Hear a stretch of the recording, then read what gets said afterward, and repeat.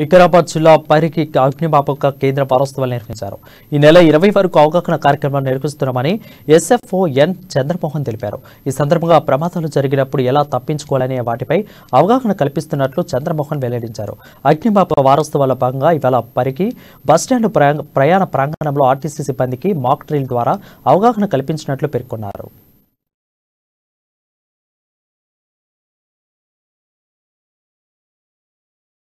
Fire officer Chandramohan మాట్లాడుతున్నాను. Fire station పరిగణంలో fire week వారోత్సవాల సందర్భంగా ఈరోజు బస్టాండ్ పరిగణంలో ఈ వారోత్సవాల సందర్భంగా అవేర్నెస్ ప్రోగ్రామ్ ఇవ్వడం జరిగింది.